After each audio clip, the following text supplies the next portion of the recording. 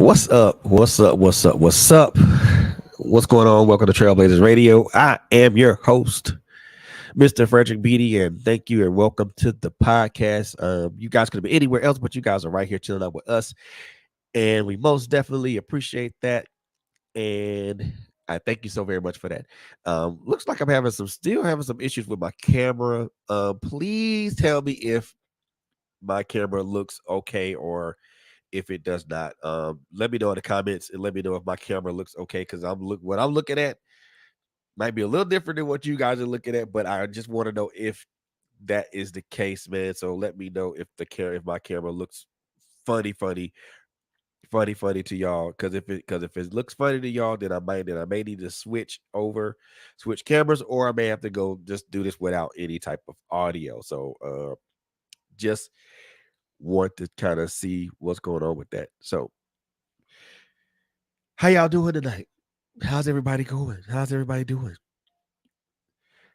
Hope y'all doing all right. Hope y'all are enjoying the weekend. Hope y'all enjoy this weekend as I am enjoying this weekend.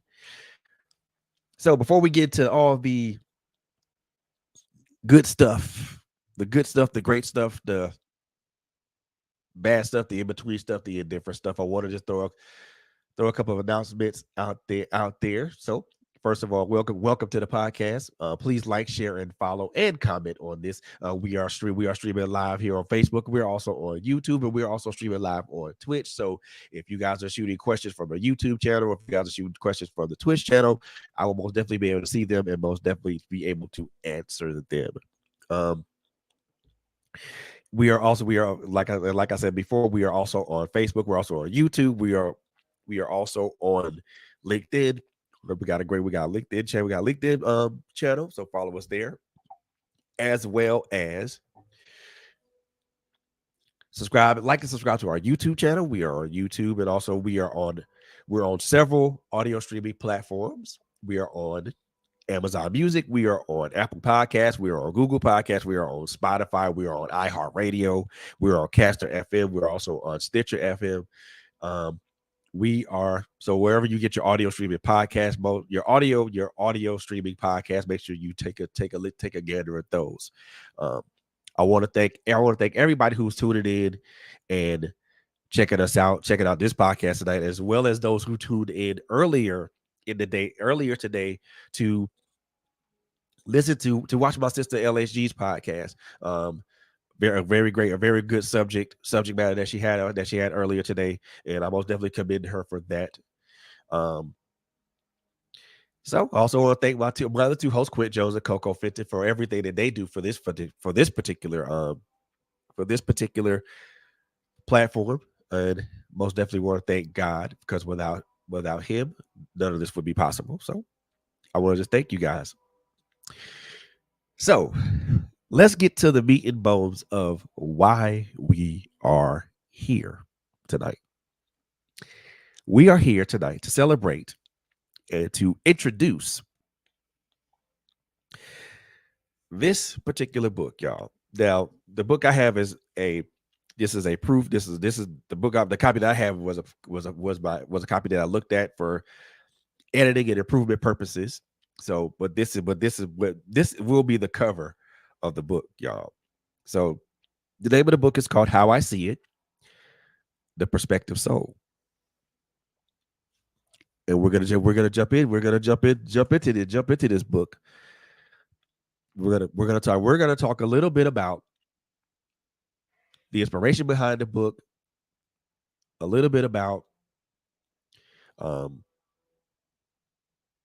what made me want to write the book, a little bit about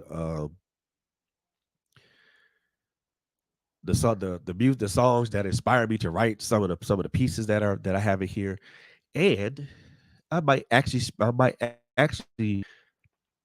speak a couple of pieces. I might actually perform a couple of those pieces for you guys tonight from the book. So maybe one piece, maybe two pieces, maybe three pieces. You just don't know with me, guys. So tune in and stay tuned for that, man. So without any further ado, and oh, as well, I wanted to also tell you guys, if you guys have questions for me, if you guys want to ask me questions, You guys can most definitely put them in the chat. I will be able to see them on Facebook. I will be able to see any YouTube comments that are thrown out there, that are put out there. I also will be able to see um, any questions that are brought on from Twitch. So, like I said, without any further ado, let's get into it. So, let's talk about this a little bit. Let's talk about this book perspective, how I see it, the perspective. So this is the since I had two books that are out now. One is Tapestry, the Interwoven Soul, and now I have How I See It, the Perspective. So I guess it's gonna be. I guess this could be considered book 2 of a series, I suppose. What was the main? What so a lot of people would probably ask me, what was the main motivation behind me writing this particular book? Well, I'll tell you. The main inspiration behind me writing this particular book is we all see things in differing perspectives, right? Perspectives are how we see things, how we look at things, how we view things. Um, the they're the gateway to how we envision things, and also, excuse me, how we look at how we overall just look at things. Our perspectives are kind of are the prism to our outlooks and our viewpoints on how we view our life, how we view the people around us, how we view so many things, that could be looked at. This was a collection of poems that are based upon my personal perspectives. Those perspectives are those things. There are a myriad of subjects that I write about in this particular book. I wrote about perspectives of church, wrote about perspectives of how we are, how we as we are black and brown people are. I write about um, how we are connected plus disconnected. I also write about how we as people play, how we as black people play, continue to play the games that are laid out in front of us by so many entities, even ourselves. Um, I also write about perspectives of me, how I view myself, how I view loss, and how I view myself, um how I view loss, how I view how I view certain aspects of how I view relationships. And these are all written from my own personal perspective. So how other people read this and how they interpret it, your I'll put it like this, your interpretation or your interpretation may vary. And that's fine. Because it wasn't written up or written it wasn't written to be interpreted any way except the way that you see it, the way that you look at it, the way that you envision it.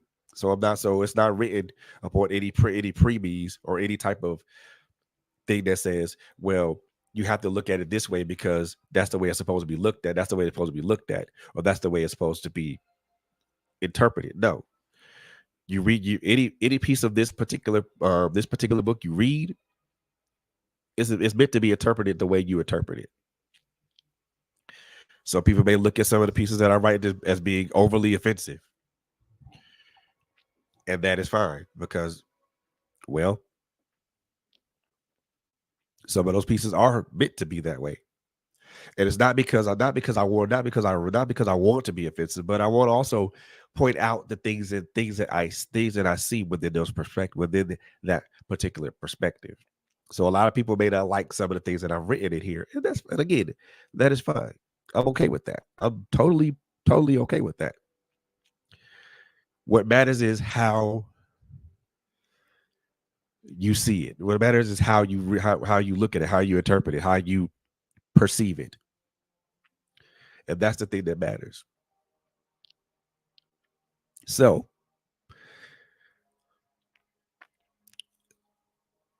that's a little bit about the book. That's a little bit about the book. I want to, and I know there's no one here that's going to be asking. There, no one here that's personally going to be asking me questions. So I guess I'll ask myself my own questions, um, and that's fine. And again, that's okay. I'm okay with that. You know, a little bit about me as a excuse me, a little bit about me as a writer or as an author. So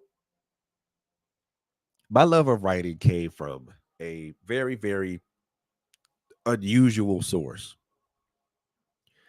And when I say unusual, I mean an unusual source, meaning that this was not a source that I would have ever thought from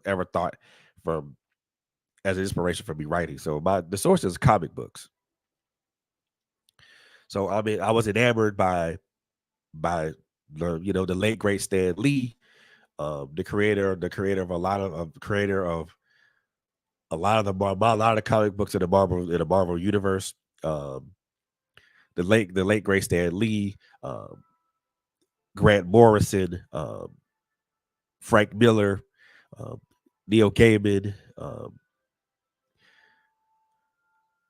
um, those guys, a lot, Brian Michael Bendis. Those guys are the ones that influenced me, that inspired me and influenced me to write, because I saw what they did, especially the visionaries, a visionary great such as Stan Lee, who created these incredible universes and characters, and gave these characters depth, gave these characters body, gave these guys life, and also their own personalities and things of that nature. So I was enamored by how not only Stan Lee but also other writers who inherited these characters, such as the X-Men, Superman, Wolverine, Batman, and so many other characters. How they put their own spin on established character canon. How they humanize these characters. It made them relatable to us. Made them relatable to us. I also liked how some of these comic books actually tackled social issues. Um, somebody so a lot of these comic books do tackle social issues, and I like how a lot of these writers humanize these characters to so that they were able to tackle those social, not only social issues but also their own personal issues.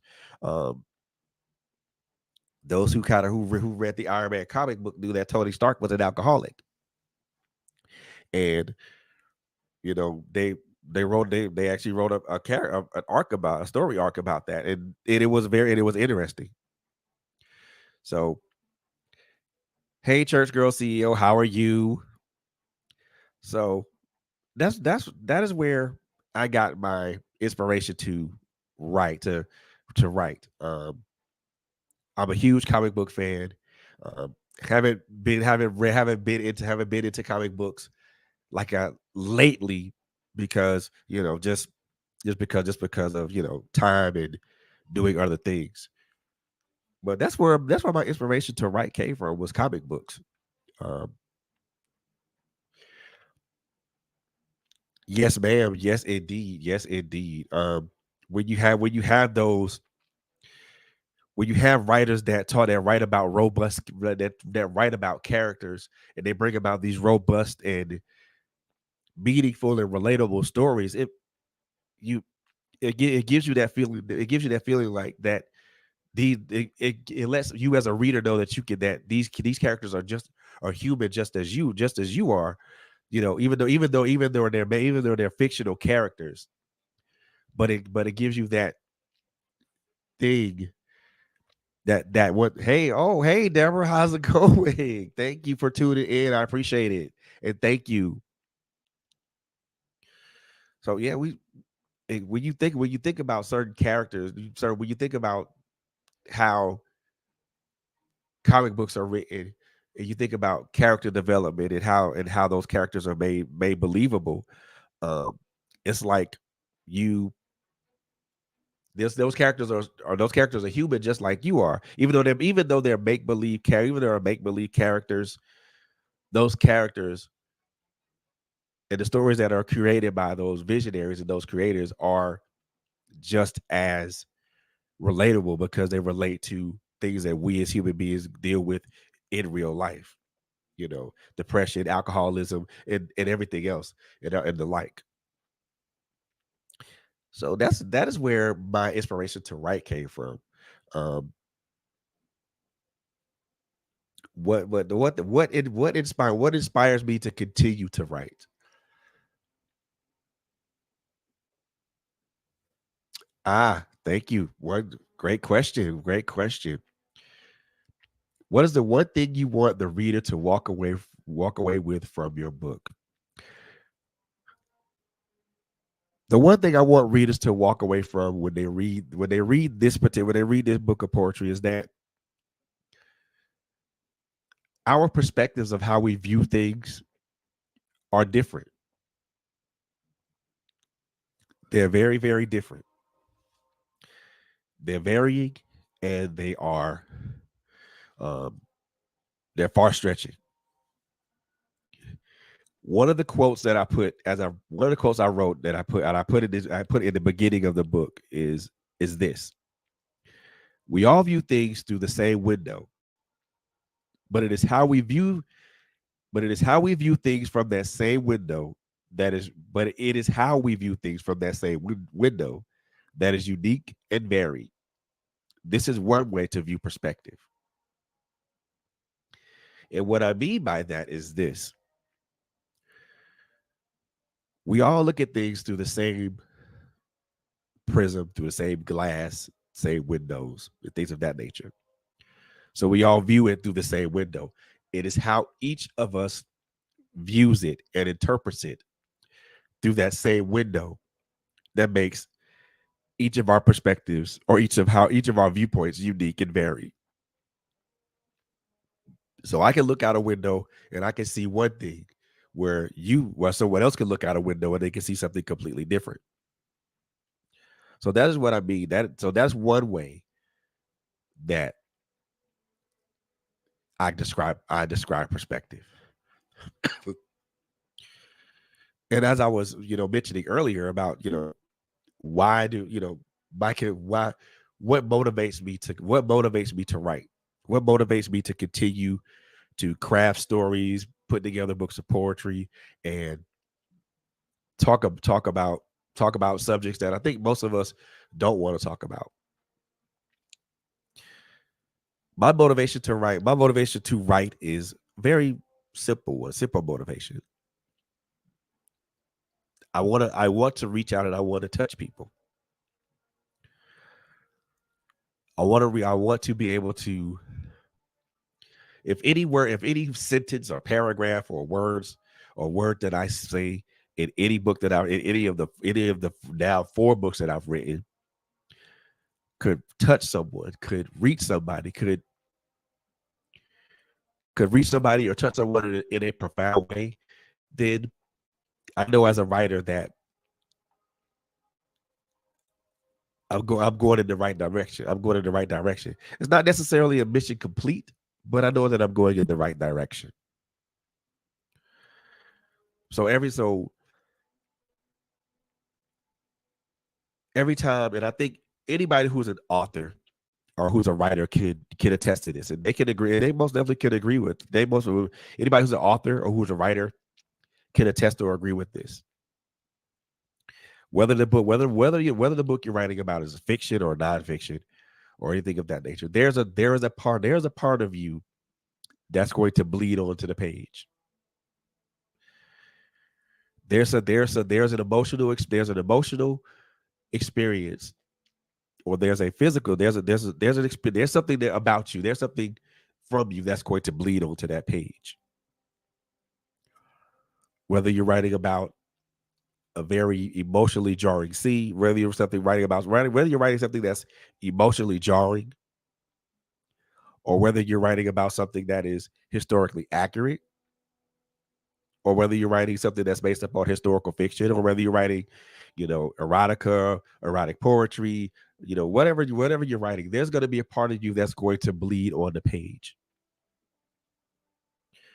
Something that you have written, something that you may have experienced, or something that you may have personally seen, may bleed onto the page, and it will bleed onto the page.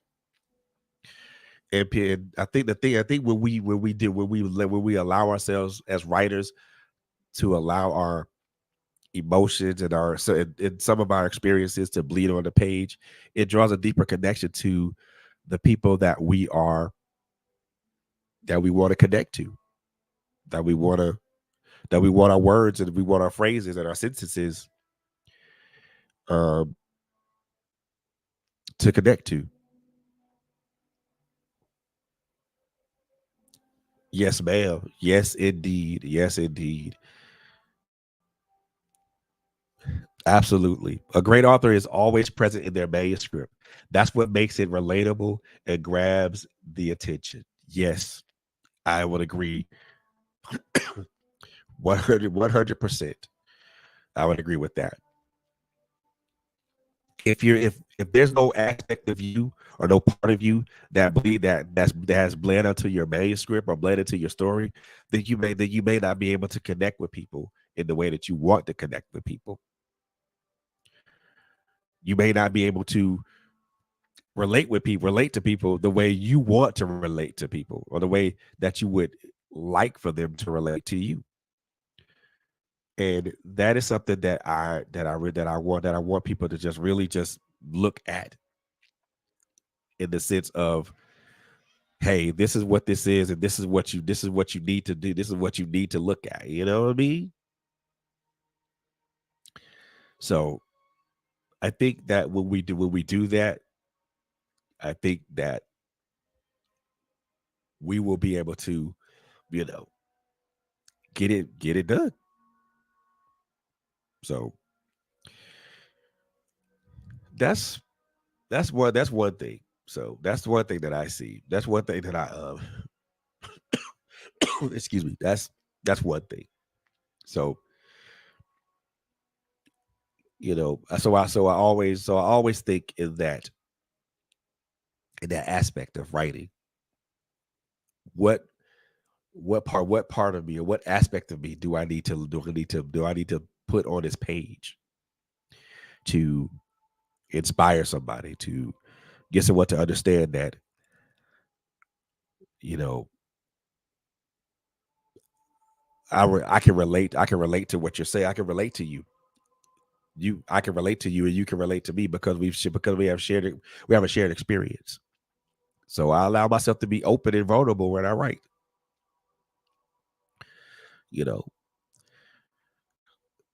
and I guess a lot of people are. And I may be mistaken about this. I guess some people are wondering, okay, you've written two books about domestic violence and mental. You wrote a book about domestic violence, a book about mental health. Why switch to poetry? Well, it wasn't an easy switch. Not an easy switch. And trust and believe. I'm not stepping away from. I am not stepping away from character driven books, or character driven, or character books about characters. I'm not stepping away from that. The reason that I jumped. I won't say jumped. That I expanded my writing, or my pen to poetry, is because poetry tells a story that sometimes a full length novel cannot.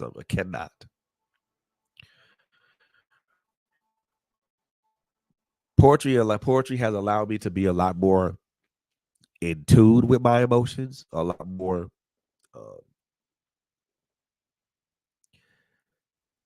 more in tune, and a lot more in step with how I feel and with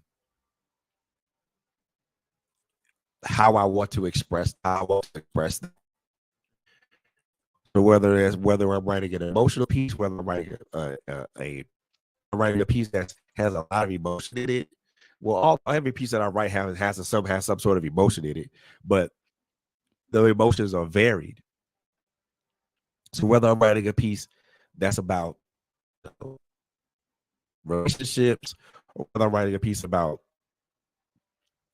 loss, or whether I'm writing a piece that's has a lot of fire and a lot of fire and anger in it. I allow myself to feel those emotions, and then once I allow that wave of emotion to pass, there's a poem in those emotions.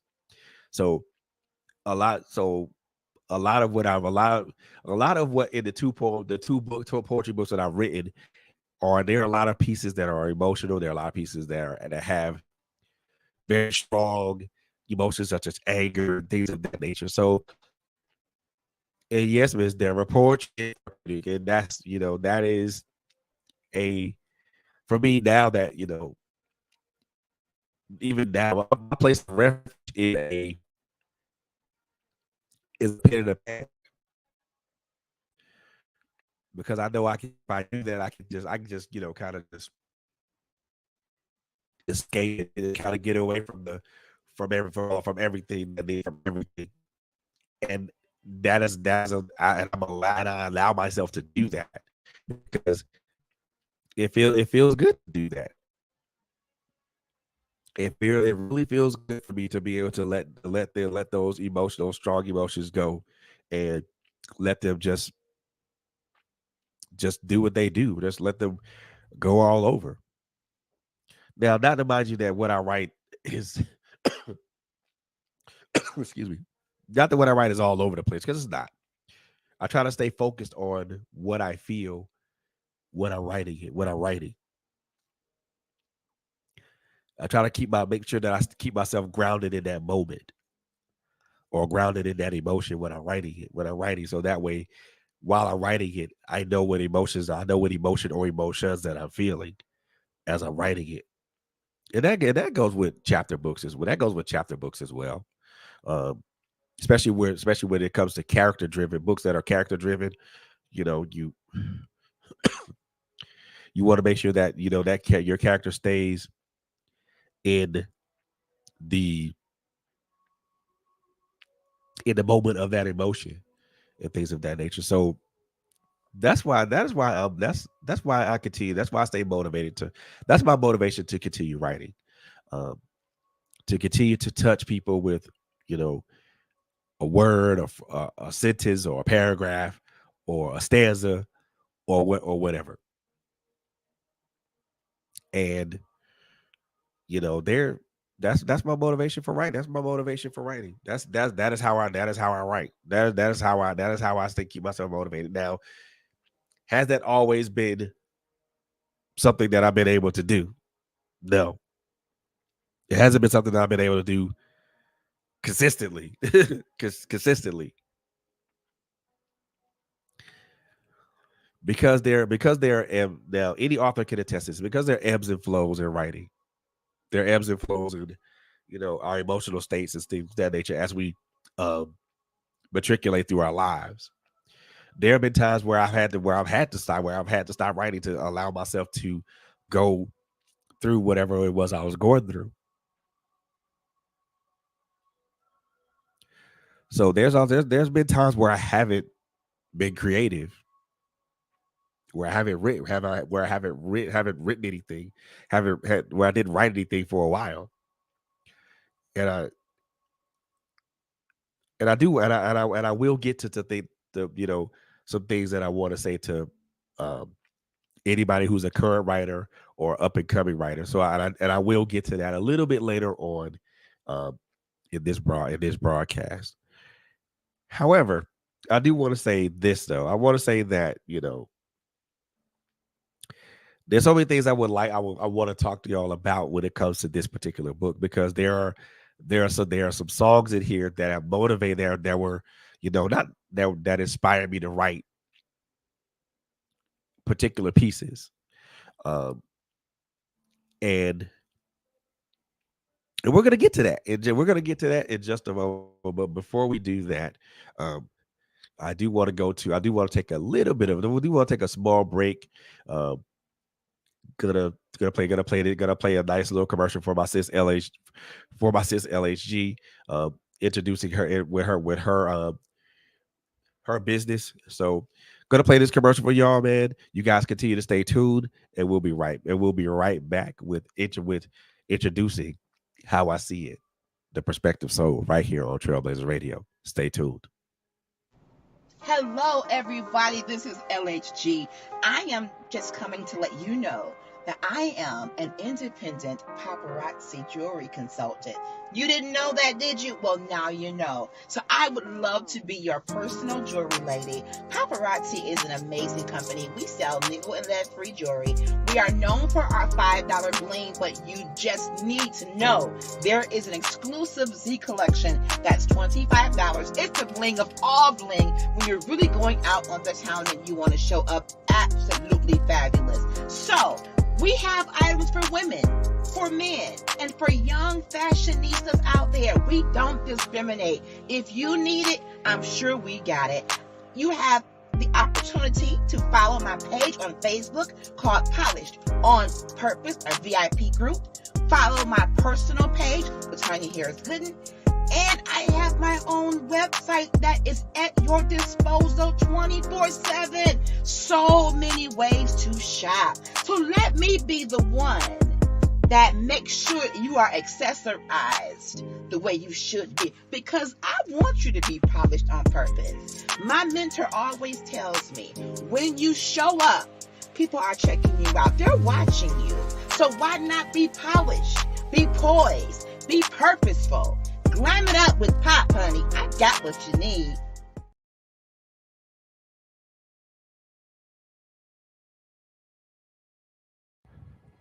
Hey y'all, we're back. We are back, and we're back. So, welcome back to introducing how I see it, the perspective soul. I am your host, Mr. Frederick Beaty, and I am the author of the book, How I See It, the perspective soul, currently available right now. And I will let you guys know where it's available at and where you guys can get it. So, I want to talk a little bit about um, the songs that inspired me to write some of the pieces that I've written in this book. There are pieces that I've written in this book that have been inspired by uh, songs like artists like Nipsey Hussle, 702. Um, geez, there are songs that are there. I have another piece that was inspired by a song by a song by Jordan Lucas. So my thing is, I guess people will want to know why would you write poems that were inspired? Why would you write a poem that's inspired by a song? Well, that song could have a lot of meanings to a lot of people.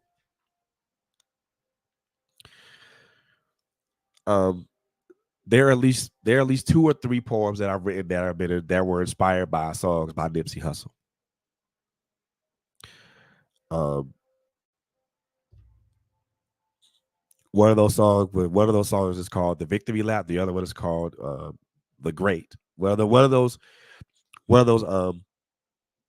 poems and pieces is called "Victory Lap." The other one is called "The Great." Um, the song that was inspired by Jordan Lucas is called "Deletion," and then the other poem that is inspired by 702 is called "Get It Together," which is inspired by the song of the same name.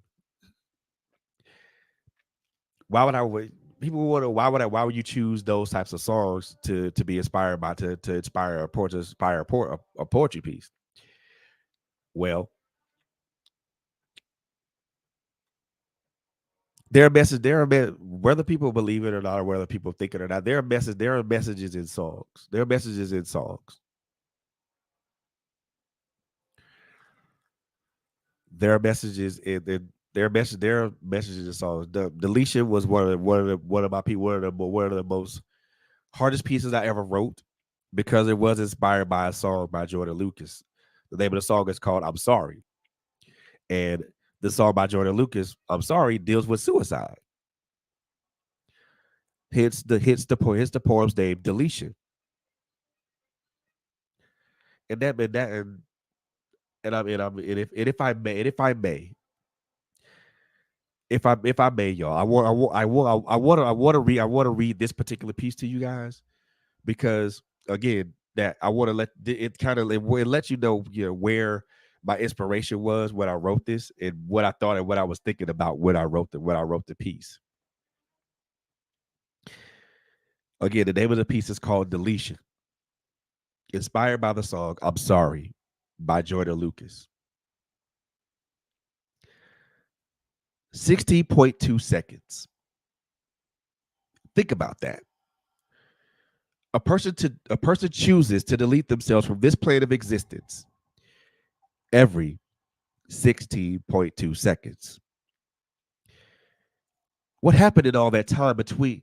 What happened in all that time in between and leading up to that fateful moment? The world will never know because they chose to delete themselves. What was on their mind at the time? At the time, they either pulled the trigger or strung something around their neck, or used any other removal vector that would have caused them to delete themselves. What were they feeling during that time? Hopelessness, loneliness, fear? Were they feeling lost, nowhere to turn to, nowhere to go? Did they not have help to keep them from deleting themselves? Why were they driven to that point? That point of absolutely no return? Was it a traumatized past, a traumatized present, or maybe a vision of no future? Why did they do it? What caused all of this? Where was the help? Who picked up the signs? Who noticed the change of demeanor and behavior? What could we have done to ensure this life's completion and avoid its permanent deletion?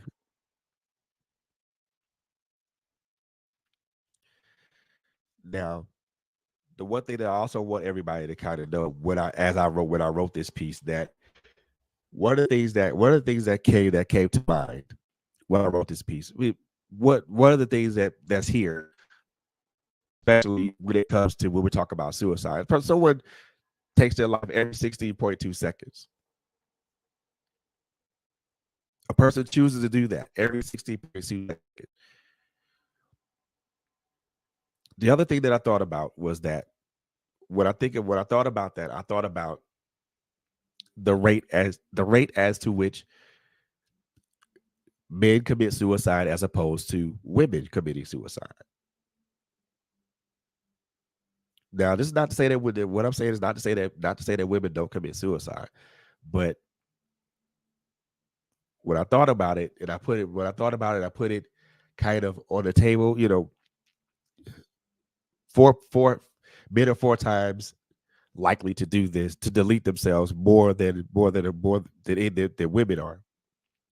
And I didn't look at it from that biased standpoint. I looked at it from the whole of it, not just the one part of it, because looking at it from the whole, we understand that that one person chooses to do that every 16.2 seconds.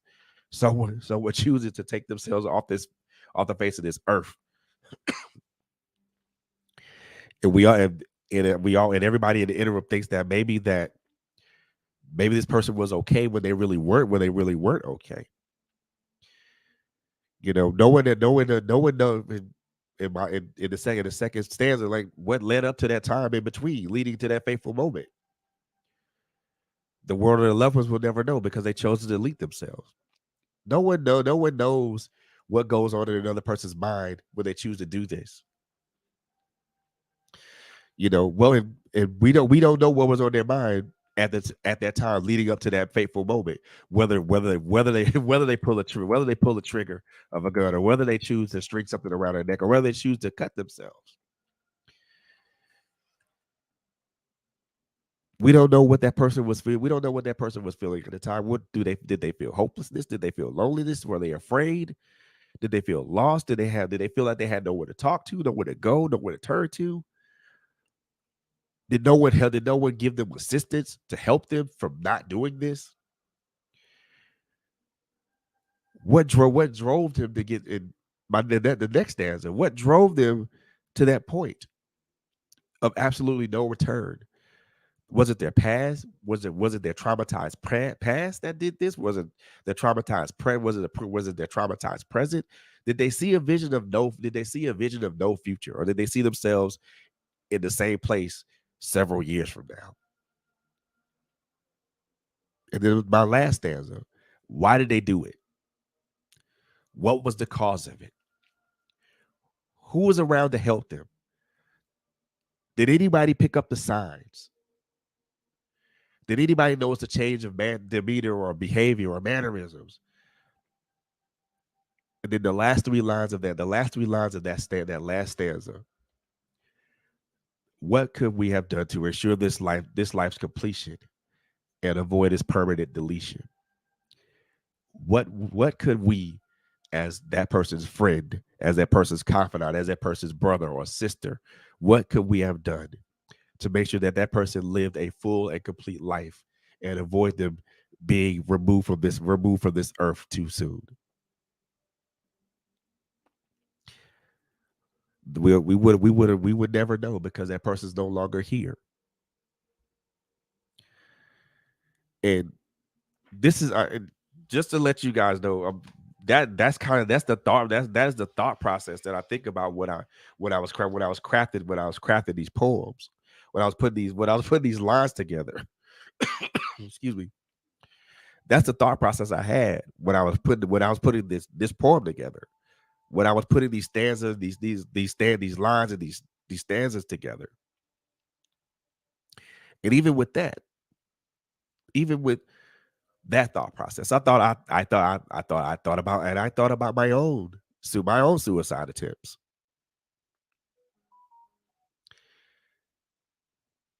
I thought about my own suicide attempts. I thought about my own attempts of removing myself from this plane of existence. And the words that I wrote were relatable. They related to me, but they also can relate to somebody else who's going through the same thing. So that's my thought. That's the thought process that was my thought process when I put together that particular piece. And the thought process is the same with every piece that I put together. Once I write the title, I think about what I want to write about when it comes to the title of the piece. If there's a song that I can listen to as a point of reference, I will. Just like Deletion, I listened to the song by Jordan Lucas um at least at least 10 times to kind of understand the direction that I want to go to the direction I want to go.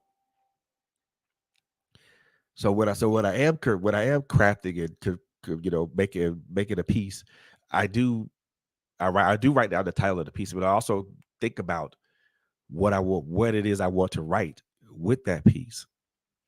If there's a song that I can use to gain further inspiration or further information, I listen to that song. And sometimes, a song can have a certain meaning to one person, have a but a song can have one meaning to one person, have a certain meaning to the person who wrote it, but excuse me, but it can have a different meaning to a person that's writing a poem that's inspired, writing a piece that's inspired by said song. such is the case with the song, the poem Victory Lap. Now, Victory Lap is a song that was performed by Nipsey Hussle with Stacey Barth. There's the song has a different meaning, but the poem I wrote has a different meaning altogether. And I do want to read that one to you guys here in a little bit. What I do want to continue to say that, every time my writing process is, every time I think about a subject, every time I think about a tough subject, I write the title of the piece I want to write, and I think and I give it thought, and I want to make sure that thought is complete when that piece is complete. When that piece is complete,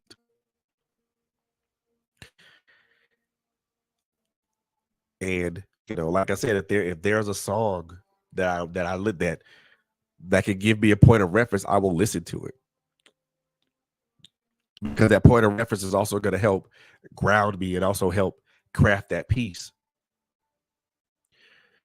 Because at the end of that piece, I want that piece to not only just be impactful, but I also want it to have a meaning. Excuse me. I want to have a meaning. I want to have substance. I want those people who I want people when they open this book and they read these pieces. I really want people to understand this when they open this book and they read these pieces, that they understand that there's been, number one, that there's an inspiration behind each one of them. Number two, that what I'm writing about is something that could possibly be relatable to you. There might be something that you can relate to, that you can talk that you can um that you might be able to wrap your heartstrings around, and hopefully, so that's something that you guys will be able to kind of to take away with, knowing that there's someone that either that shares, whether shares how you feel, they share your pain, or they share the same thought processes as you. And that's how I construct the piece, man. So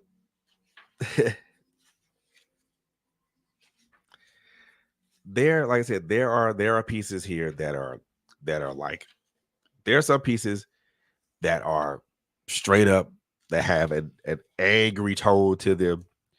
There are pieces here that have a a very mellow tone to it. But then there's some pieces like the piece I'm gonna read for you guys, like the next piece I'm gonna read for you guys,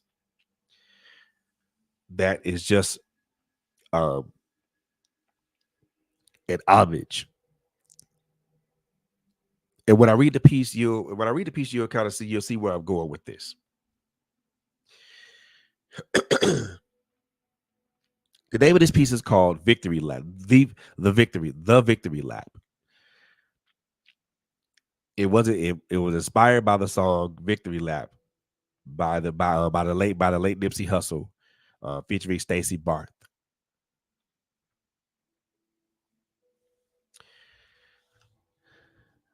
For some people,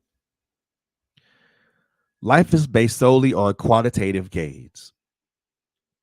They believe that a life lived is based on the value of what is gained, whether it be money, cars, clothes, or other material possessions.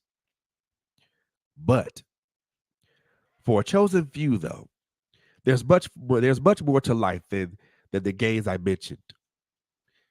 It is the quality of a life that I am speaking on. The ability to impact a life through kind words and even kinder actions. The ability to reach and teach through the generations. The ability to uplift those that come across adverse circumstances. The ability to take the time needed to inspire others, to learn and grow, and stay faithful to the mission that they were assigned. This is indicative of a life. This is indicative of the life all of us should strive to live. And it is the life that many that have transitioned before me have always lived.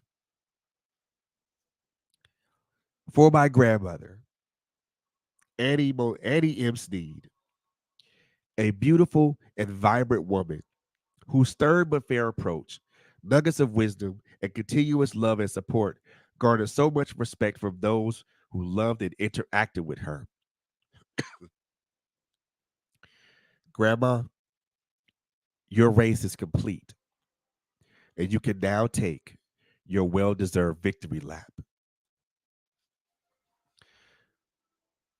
For my grandmother, Dorothy Bolton, a woman whose hugs and kind and loving words pulled me out of so many bad days, as well as more than a few crazy feelings. Your race is complete, Grandma, and you can now take your well deserved victory lap. For Kawanza J. Beatty, a young man who was loved so much by so many, a young man who was on the path of turning his life around. Yet, unfortunately, we will never get to see that life turn, as your life ended prematurely. You are at home now, son. Your race is complete. Take your well deserved victory lap. To Crystal Miller, a beacon of light and love to her family and to those she interacted with. Sadly, that life was extinguished far too soon. You are home now. Your race is complete. It's, it's your time to take your well deserved victory lap.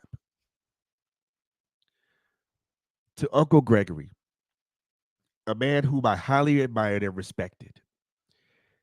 Every day I wish you were still here, but you are not. And our family is lesser for losing you. You are at home now, Uncle. Your race is complete, and you can take your well deserved victory lap. For Terrence Jackson, a gentleman that was more than just a brother and was an important part of this podcast platform. Sadly, your fire was extinguished. You are home now, brother, and you can take your well deserved victory lap. To my Uncle Forrest and my Auntie Sally Sappho, a man that showed me what it meant to be a man, along with my father and so many others. And to a woman who was the kindest, sweetest, and most loving woman that I had ever encountered. Your individual and collective races are complete, and you can both take your well deserved victory laps. To Nikki, Keith, Scuba, and so many others who have touched my life in a profound way. I thank God every day for connecting me to you. I thank God for giving me the opportunity to be touched and impacted by you. I thank God for each one of you bringing significant value to my life. To be taken away from this earth is a sad occasion for those that still live on this plane of existence. It's a sad occasion for those who still live on this plane of existence. However, I will proudly shed those tears, knowing that you are taking your well-deserved victory laps as you continue to rest in peace and in power.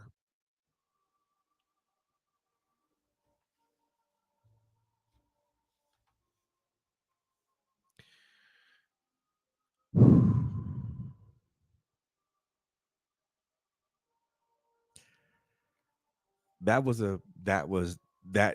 and still is a very, very heavy piece for me to a very, very heavy piece. It's heavy for more reasons than it's heavy for a lot of reasons.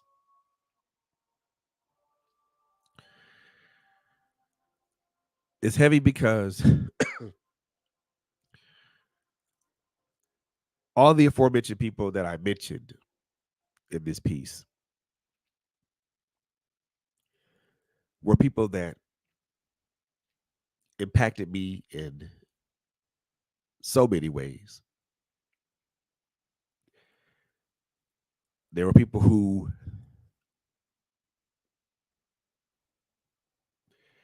gave me who who who did more than just impact me. Who did more than just they left a mark. They left a mark on me, an indelible mark on me. One that I don't think is going to be going away anytime soon. One I don't think is going to be going away anytime soon. Um, yeah, one that I don't think is going to be going away anytime soon, y'all. So and the reason I say that it won't be going away anytime soon is because that how these people impacted me, how these people, um, the imprint that these folks left, the imprint that these people left on my life. Um, what did a lot for me, y'all. And I can't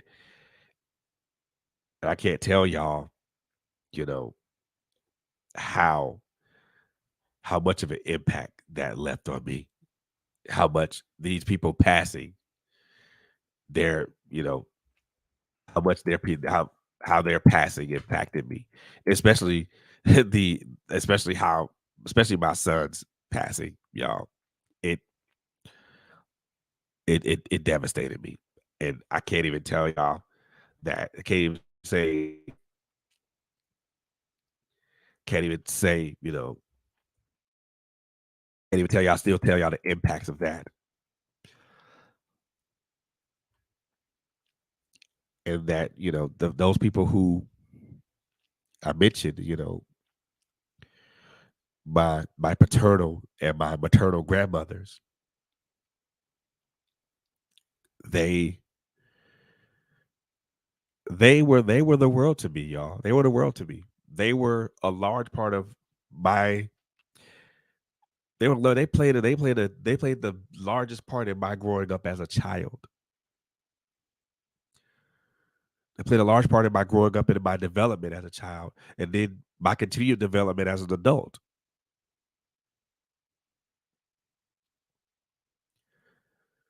They played their parts in that.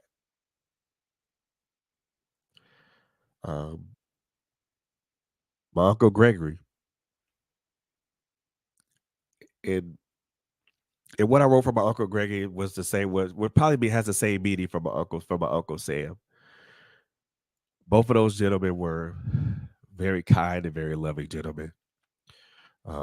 Again, sadly, that their lights were extinguished far too soon. Um, both of those men had. I still share the utmost respect for both of those men. Um, and my uncle Forrest and my auntie Sally. Um, geez, there isn't much that I could. Where there would be enough good things I could say about them. Both of them. My uncle Forrest was an awesome and powerful man of God. My auntie Sally was his wife, and she was a powerful woman of God. Also, a very loving and caring, and also a very um, kind-hearted and gregarious individual. Um, when I talk about Crystal Miller, that's my my girlfriend Monica's niece. You know, the two times that I met her, and we talked, and we had conversation. Um,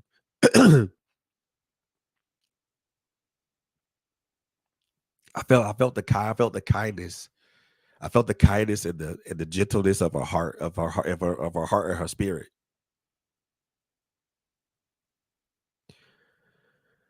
I felt the compassion, and I felt the compassion that she had for other people.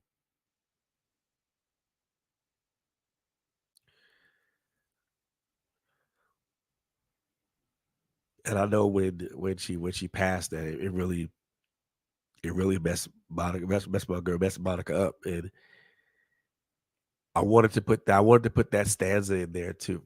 I put that stanza in there to let her know that I know and I understood.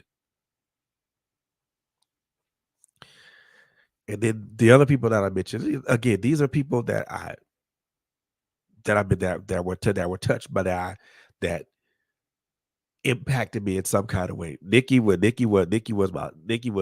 you know, my quote unquote stepsister, but I called her, but but regardless of what that is, I called her, she is my sister.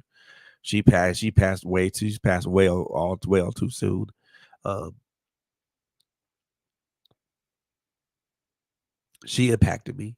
Um, this young man named Scuba, you know, someone that I met, young man that I met in Florida, someone who had a zest and a zeal for life, that just wanted to just be a better person, be a better guy. You know, sadly he passed away. So my ex father in law Keith, he was somebody that impacted me as well. These are the people I'm talking about, people that impacted me in my life's journey. So that's the reason why I wrote Victory Lap. Um,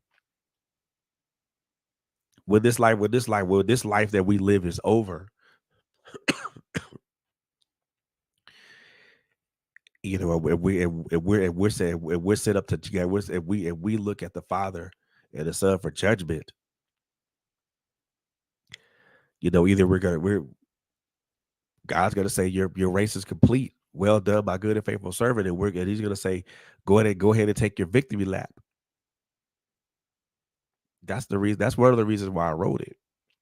Because when we leave this earth, we're before the Father and the Son. For the Father and the Son, they're gonna say, "Well done, my good and faithful servant," and He's gonna tell us to take that well deserved victory lap.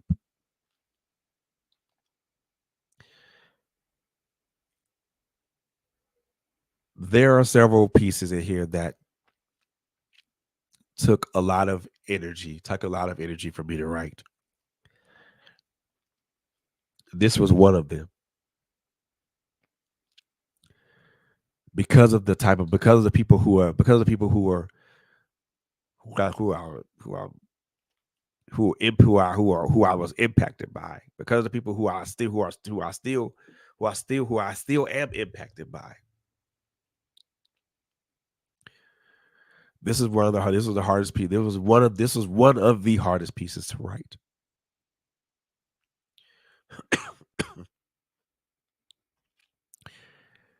And the reason that it was one of the hardest pieces to write, because of the emotional upheaval that it brought about. Thinking about the people that we have lost individually and collectively. I think anybody who's lost a loved one or a friend, when they read this piece, they'll understand the reason where I was going with it. And I want them to understand that that just because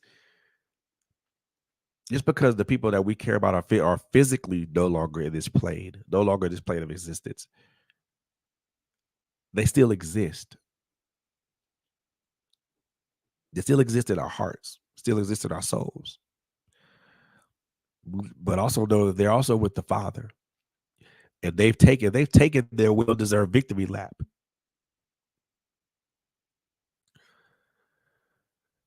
and that they're now just they're in glory with the Father, y'all. They're in glory with the Father. Excuse me. So that was victory lap, y'all. One of the hardest pieces that I've ever written. Um, And it goes without saying there'll probably be even more harder pieces to write that I'll write in this lifetime. But I'm very proud of that piece. That was something that I wanted to make sure that I wrote, that I wanted people to understand, that I wanted people to understand right off the top. This is what this is. This is what it's about. So yeah.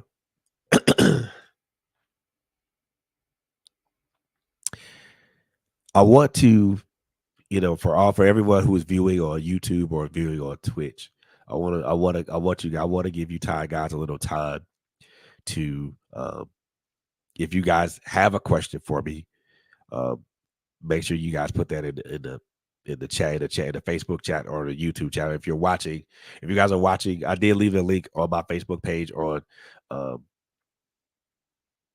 the Trailblazer Radio YouTube page. So if you are watching on YouTube, if you have a question for me, by all means, ask that question, and I will make sure to answer that. Um, I did want to let you guys know that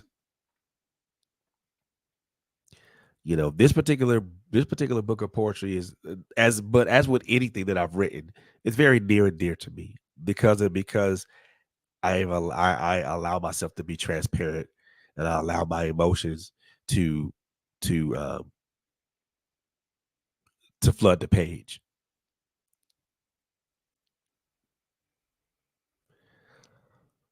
I allow myself to be transparent in that moment. I allow myself to try to be as open and as open excuse me, and as vulnerable as I can, because a lot of people because they're I talk about a lot of things in here. Some of those things are very heavy things. But if you could get past the heaviness of the words and understand the intent of what's being written, I think a lot of people will understand, and a lot of people will be able to see how that goes and how this is, and why I constructed this.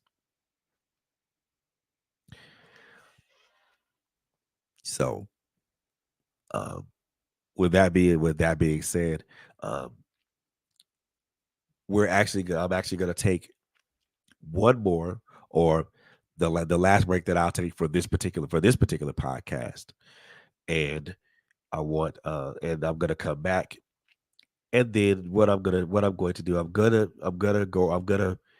read my last piece of the night, and then I'm gonna give myself a shameless plug, which I'm also gonna let you guys know where you can find where the name of the book again, where you can find the book, um, where you can find the book, and also where you can find me. Um, on social media and every play and all those good places. Um, so we're gonna take a quick break. Gonna throw a couple of commercials out here for you, and we shall and I will return. So hang tight, everybody. We'll be right back.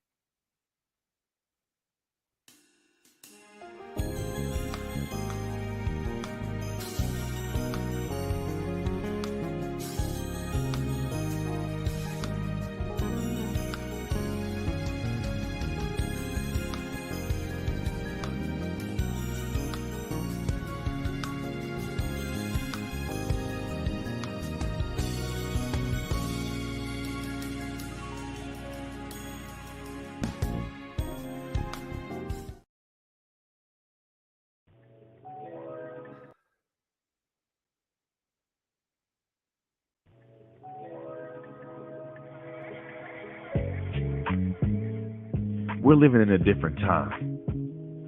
Isn't that what the old folks say? Well, I beg to differ, because there really is nothing new under the sun. We used to think that this generation was stronger than that of my parents. But after learning where and whom we come from, I realized that this was a false narrative. They fought, bled, and died for the liberties that we take advantage of today. So I changed my mind. We are our grandparents. We are our parents. This is where the idea for uppity Negro apparel and accessories comes from. We are the uppity Negroes that defy boundaries, broke chains, climbed mountains, and crossed valleys of hatred, bigotry, illiteracy, and oppression. The statement is simple. The cause is never ending. The sound, loud. Say it with me, Kendrick. I am that uppity Negro.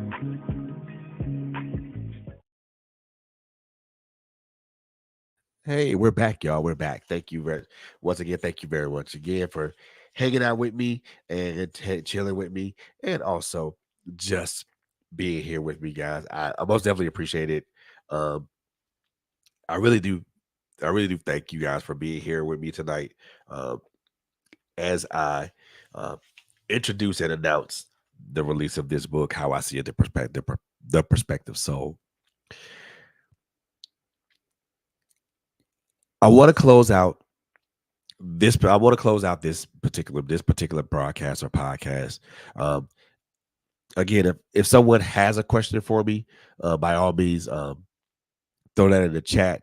I'll take a look at it. I'm most definitely watching it, monitoring and watching the chat.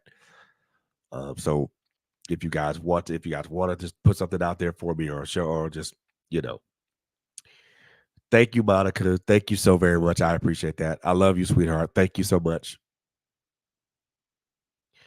Um, so if you guys are putting something, or if you guys do have a question to put it for me in the chat, I will most definitely take those questions. I'll most definitely answer those questions, and answer those questions to the best of my ability. And while you guys are doing that, I want to close out this particular episode, this show, with my last piece of the evening, and that is called perspective. Now, the inspiration for this particular piece was just not only just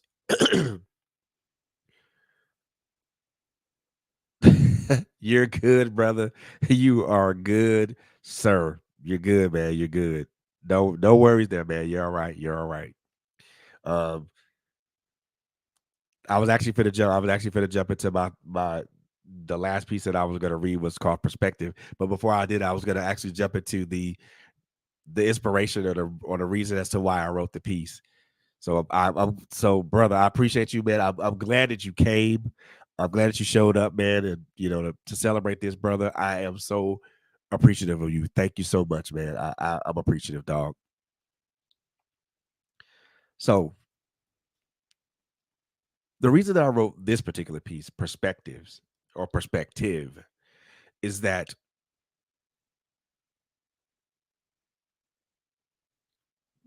something that's very interesting for us. And usually when we think about perspective, is we usually think about something that we see, something that we use our physical eyes to see. But as I get into the piece, you guys will realize that it's much more than that. So this poem is called Perspectives or Perspective. Sorry.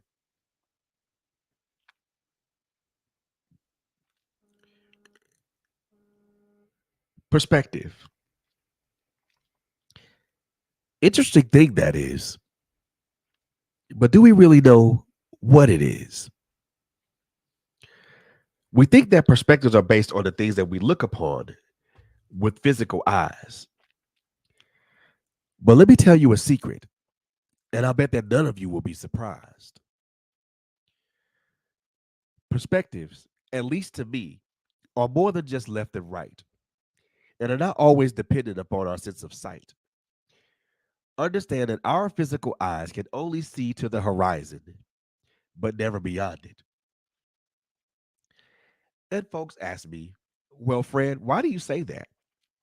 When what we see is our perspective. And I answer back in respectful rebuttal that our eyes are but one of many gateways It is also what we taste, what we smell, what we touch, and what we feel that also form this thing called perspective. And if I may add further, that our hearts, our souls, our spirits, and our minds are also gateways.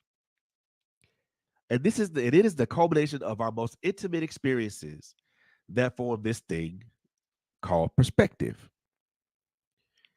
And when I say intimate, I don't necessarily mean sexually, but it is in the equation. What I mean is the complete totality, the grand sum of all of our experiences from birth to this particular point in this dispensation, from happy to sad, and all the in between emotional extremes. Every experience that has been seen by our eyes and transferred into our souls, hearts, and spirits help to form this thing called perspective. And if I had to put it in a simpler way, our eyes record, and our hearts, minds, souls, and spirits download and interpret that data. Our experiences are also included into that problem as well, and it equates to this thing we call perspective.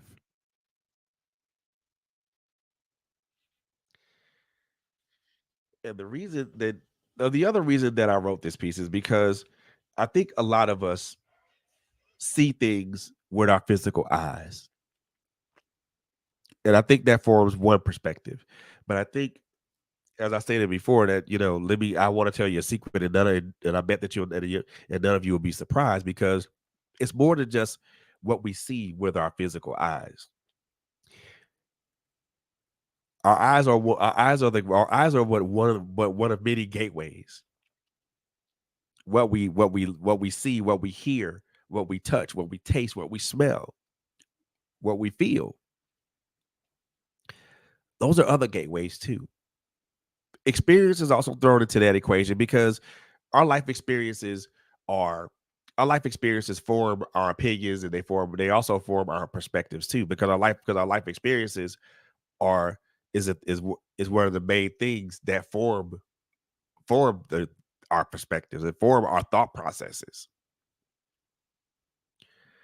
So all these things that I just mentioned, our sense of sight, our sense of touch, our sense of taste, our sense of smell, our even our emotions, all these things are downloaded, interpreted, and all these things are downloaded like data, and they're interpreted by our brain, by our mind, by our brains. And our experiences are also thrown into that equation as well. And then it forms these things that's called perspective. So our perspectives can be so many things, so many different things, but yet so many similar things. And remember what I said earlier in the podcast about that window. And for those who did not hear it, I'll repeat it. We all view things through the same window, but it is how we view those things from that same window that is unique and varied. This is one way to describe to view perspective. What I mean, and for those who weren't here, what I mean by that is this: we all can look at the same thing. We all can look at the same thing through the same window, but it is what we see out of that same window that is unique. I can look through that window and I can see one thing, while you can look through the same window and see something completely different. And it's the same thing. It's the same thing with how we look at perspective. We all look at this. Sometimes we all interpret. We all look at the same thing. We all look at the same thing. We all look at the same thing, such as um and I can and I don't the best example that I could possibly give is when we see um we see something that we see an injustice. We all see the same thing, but we all interpret that data that we receive, that we feel, that we that we take in. We all interpret that data the same way, and that also forms our perspectives. One perspective could be highly negative, and another perspective could be highly positive, or another perspective could be highly indifferent. So that's the reason that I actually crafted this poem, because I wanted people to kind of understand that, it's more than just what we see with our physical eyes. It's also more than what our it's more than what we see with our physical eyes. We have four other senses that also download that data, and also we and our brains interpret that data, and our experiences are constantly being added into the equation, because our experiences are what form these perspectives, these thought processes and perspectives, because our experiences are our experiences are unique to us, same as our perspectives. They're unique to us. One person's perspective on life could be completely positive and outgoing and gregarious and everything of that nature, while another person's perspective could be cynical, negative, um, combative, or whatnot. So everybody views things differently. Everybody sees things differently. Everybody interprets things differently. But also, the other thing that I want to say is that the other message that I want to say in this particular piece is that perspectives are perspectives are perspectives are not a bad thing. They're actually a good thing. Some people look at perspectives as in a negative connotation or a negative light, and that's not cool, because our perspectives are good things.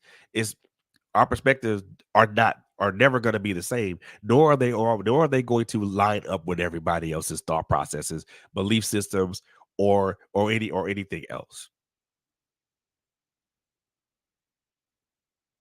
And our perspectives are what make us who we are.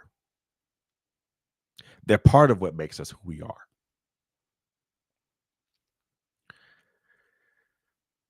But that's why I said, that's why I said our eye. That's why I mentioned in one of the in a stanza that in one of the stanzas, one of the lines says, "Our eyes can look to the horizon, but we can never look beyond it. We can always see the horizon, but we'll never be able to see what lies beyond the horizon, because that's only as far as we can physically see."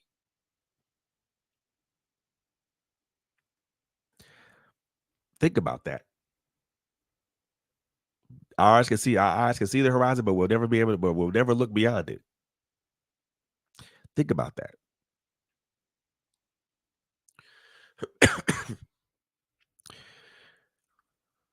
And for me, this is one of my this was one of my more I feel this is one of my more inspirational pieces. The message is simple. Perspectives are more The message is very simple. Perspectives are more than just what we see. Very simple message that's been compiled in a very intricate, what I feel is an intricate and simplistic piece. One of the quotes that I put at the end of this book was this one: "Our eyes record what we see, and our other senses download and process that information, with experiences being constantly added into that equation, and that's what forms this thing called perspectives." Whether anyone believes it or not, what I just mentioned is very true.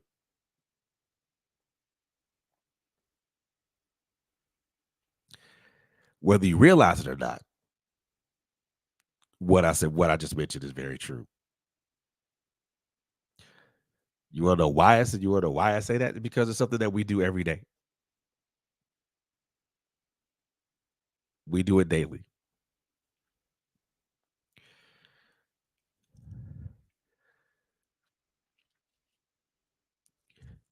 The reason why I named this the perspective soul is because my my soul personally is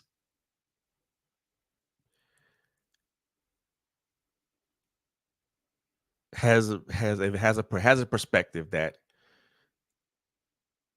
and like I said, have my soul is one that I won't say that it's a complicated soul because it is not. But it's one that has seen a lot, been through a lot, experienced a lot. And there are varying viewpoints and perspectives of how I see things. How I view relationships is different than what's how my perspective on relationships is different than what someone else would view it. My perspective on loss, excuse me, is different than what how someone else would view loss. I'm sorry, loss.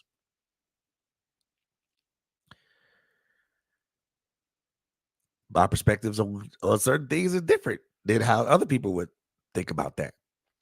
Is is very different. It's very, you know, very very different. Um, and I don't know if anybody wanted me to say one more piece. What I want to do, and I think and I feel I do feel motivated to say one more piece before we close out. And this will be kind of a piece of, I've kind of before the show started. I had chosen the three pieces that I want to recite to you guys tonight. However, I do want to put a fourth piece out here for you guys. Um, and this is just not to, but I want to say that, there are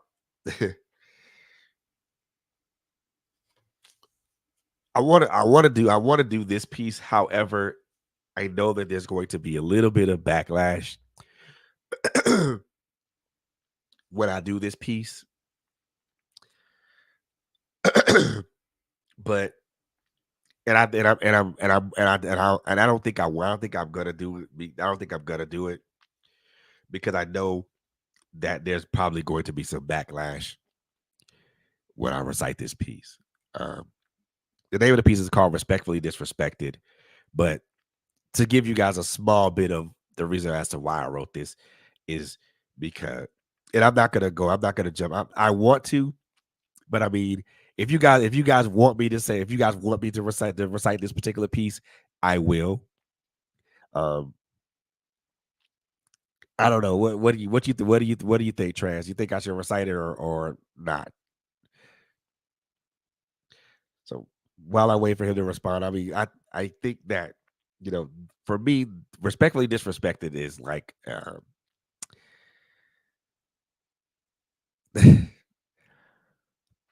this piece was kind of based upon a conversation that I heard or a panel that I actually participated in.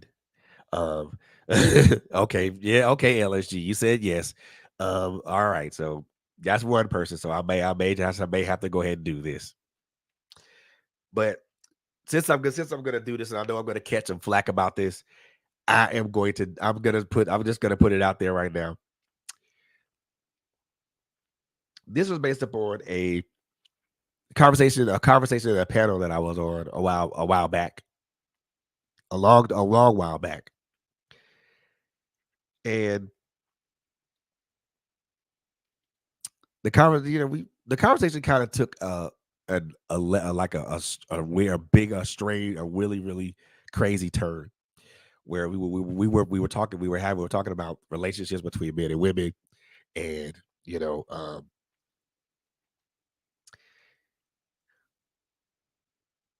this one person, and like I said, this conversation happened, several months ago. So this the kind kinds of this woman was saying all these negative things um about men and things of that nature, and talking about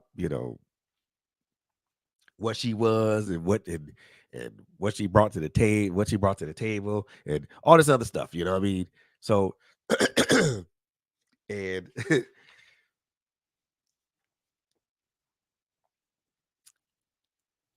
This that piece this I was I was inspired to write this by based upon that conversation, and I want to say this right now that this is just a perspective on how I view certain conversations when it comes to men and women. And I do want to warn y'all that this piece has some strong language in it. So I want to apologize for that off top. But if I didn't add the strong language in it, I think the meaning of the piece would have been diminished. And I'll kind of break it down a little bit to y'all after I recite the piece. And then after that, what I'll do is I'll, give you guys some information on how to get the book and where to find it at. So, and again, I'm not sure how this is gonna be um taken.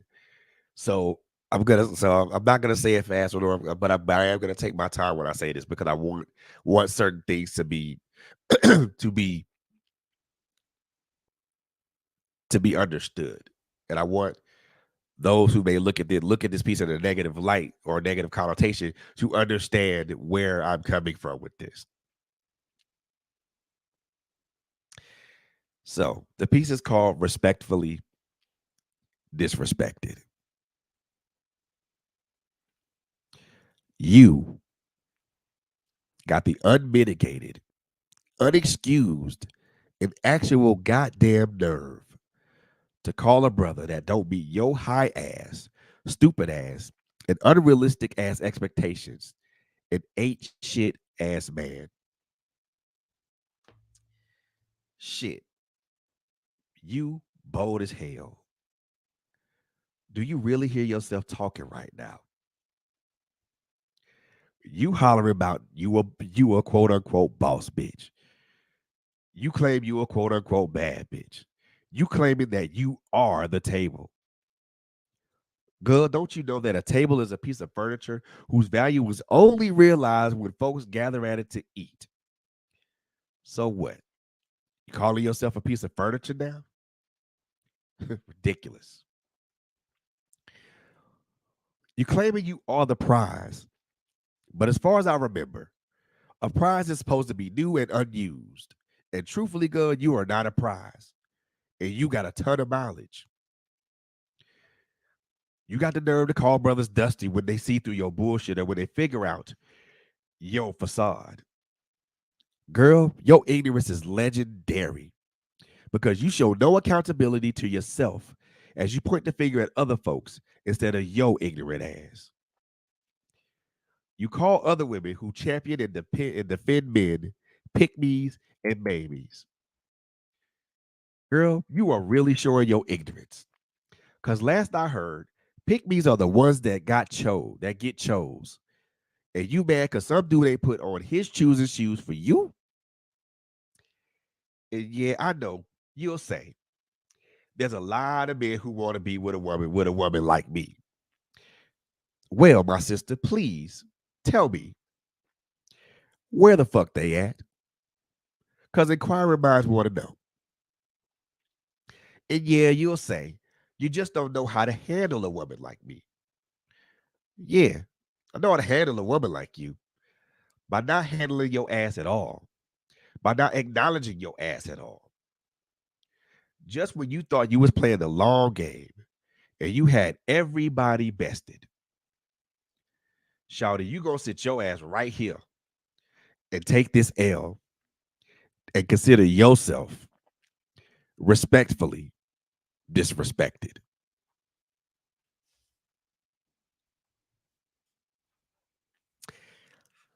So that's that piece. I, it's it's a I'll just say this.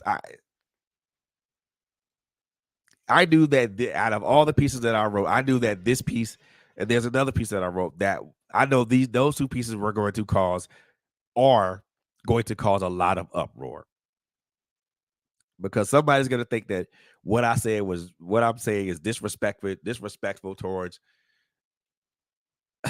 towards women. And I'm gonna be honest, I'm gonna be truthfully with you. It is not disrespectful towards a woman. The only thing, I'm not being disrespectful toward the woman. I'm being disrespectful toward the mindset. Being disrespectful toward the mindset that that woman has. And no, we're not gonna get into that type of conversation tonight. But like I said, the poem is the piece is more disrespectful toward the mindset than it is the actual individual, because it's the mindset that's toxic. It's the mindset that's ignorant. It's the mindset that's a facade. It's the mindset um that will allow somebody to take that L.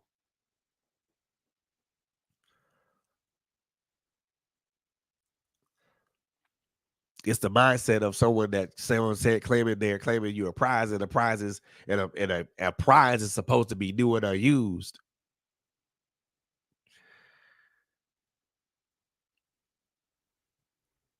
But then again, like I said, I'm not going to get into that particular type of conversation, because that could be a scathing conversation for anything. And like I said, you could, child, you got to tell the mileage. If I were to break this down, kind of line by line, stanza by stanza, you know what I'm saying? I mean, I could do that, and I think I will break this one down. Just with, you know, the first stanza, says, that, women, someone has that gall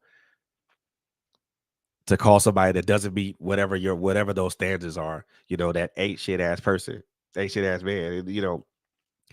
And that's a bold statement. And my thing is, do you really hear yourself talking at this moment? And then the second stanza, talks about women calling themselves boss bitches and bad bitches and claiming that they are the table.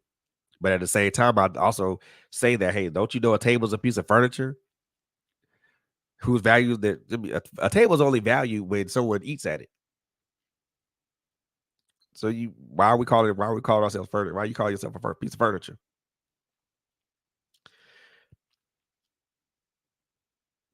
Fourth stanza, you claiming you the prize. But as far as anybody can remember, everybody knows that the prizes do and are used.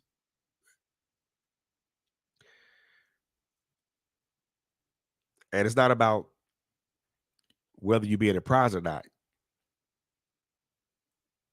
And if you talk about your prize, if you're used, that means you got mileage, you got a ton of mileage on you.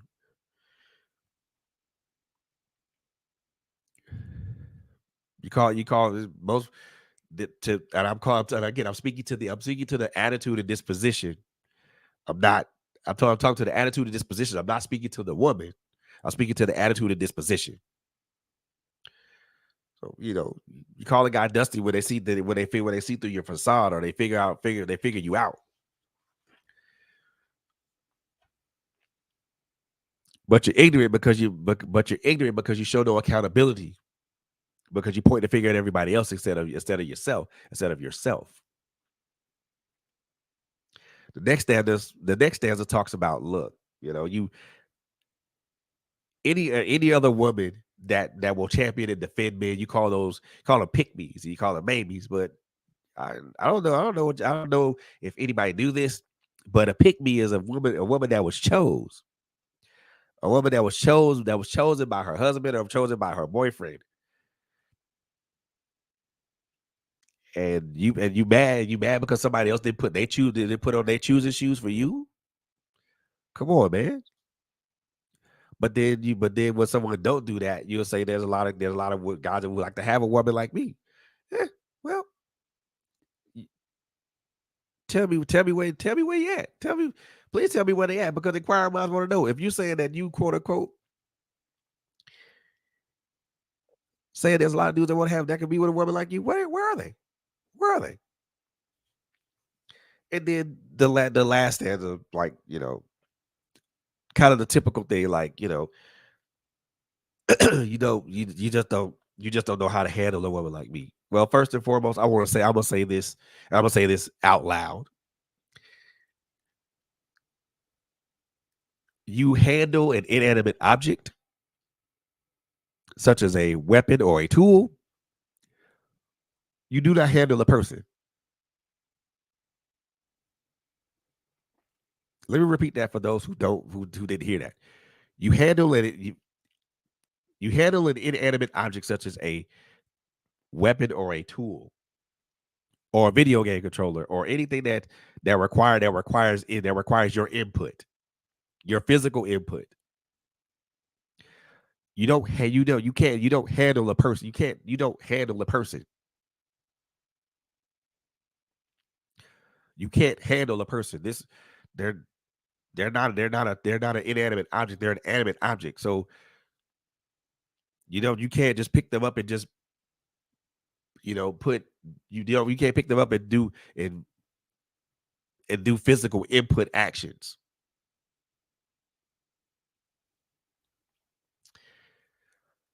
And then I'm, in that sense, I'm like, yeah, I do know how to handle a woman like you. But first of all, not handling you at all, by not acknowledging you at all, by not acknowledging you at all. And again, I'm not speaking to the person, I'm speaking to the disposition. By not handling your disposition at all, by not acknowledging your disposition at all.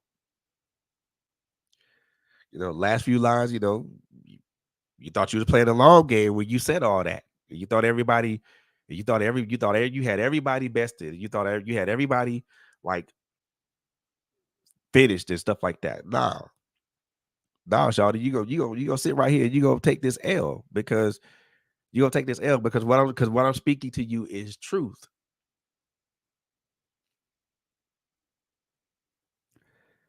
And consider yourself respectfully disrespected. Yeah, I disrespected you, but I did it respectfully.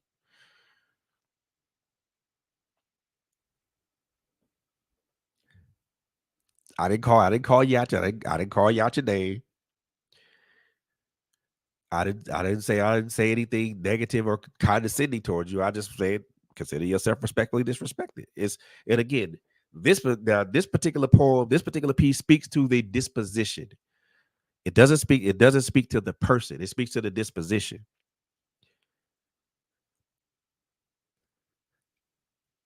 And a lot of people, I think, a lot. I think when a lot of people hear this, they're gonna think I'm talking about a person. No, no, ma'am, no, sir. I'm talking about a disposition. Talk about an attitude and a disposition.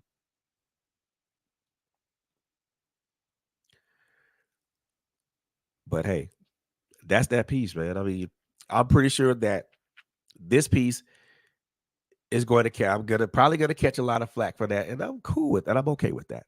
I'm okay with catching flack for standing on something that I think is correct.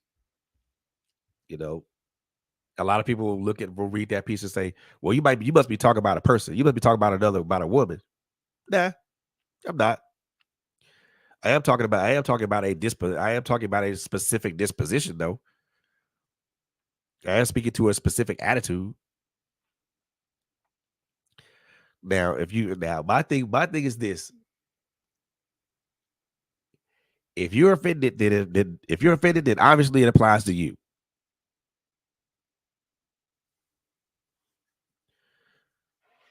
If it don't apply to you, you'll understand the meaning of it, and you're rock on.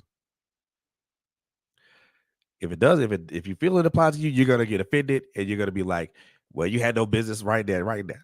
I had plenty of business writing that.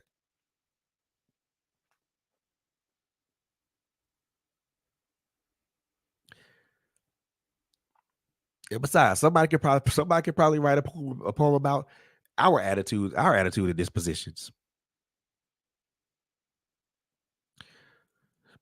And I'm pretty sure someone will probably write a poem about our attitudes and dispositions. And trust me, I won't be offended by that because what's truth is truth.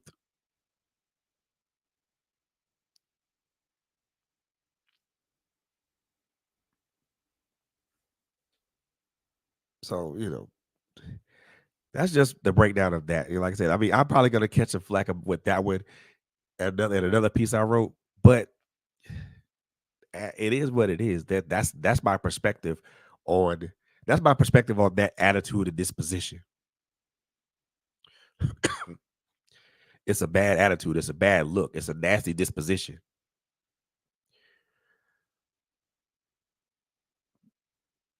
So I mean that's that. You know, that's how that goes. A lot of the poetry that written in here, that I've written in this book, is mostly my perspectives on how I see things.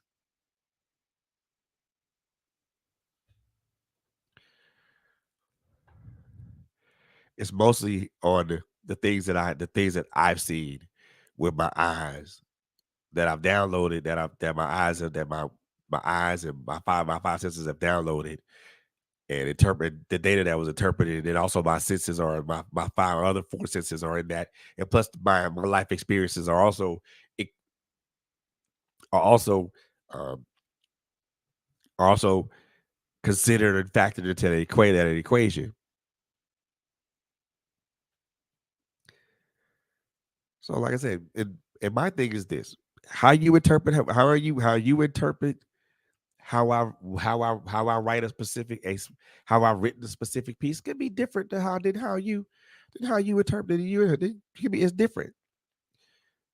How you interpret what I write is gonna be different, and I'm okay with that. I'm okay with negative or positive, you know, um, feedback. I'm most definitely open to that type of thing. So the one thing that I do want people to do is to read when they read this book of poetry. I want you to read it with an open mind and an open heart, because there are going to be pieces in here that are going to be totally relatable to you, and then there are going to be some pieces that might go directly over your head, and you be like, "Oh well, damn, I have no idea what the hell he was talking about." There are going to be some pieces that are going to make you angry. There are going to be a couple of pieces in here, and I'm saying it now, that's going to probably make you very angry. And then there's couple of pieces in here that I think that are going to make you very sad. And I know there are going to be some pieces in here that are going to inspire you, that are going to be inspire you to keep pushing and keep moving. And there's going to be some pieces in here that are going to just speak to your heart, speak to your soul, speak to your spirit. I do believe that anybody that reads this book, there's a piece in this book within this.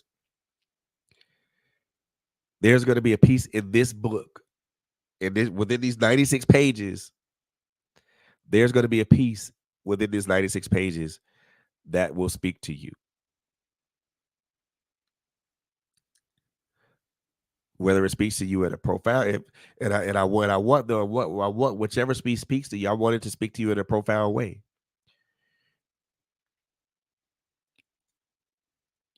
I would love to see. I would love to hear back from those who have, who may have purchased the book already. I would love to see which piece spoke to you, or which piece you found, which piece you thought was a good piece, which piece you thought was a bad piece, which piece you thought was indifferent. Which piece made you feel good, which piece made you feel bad, which piece made you feel angry, which piece completely went directly over your head. I would love to get that. I would love to get that feedback from you.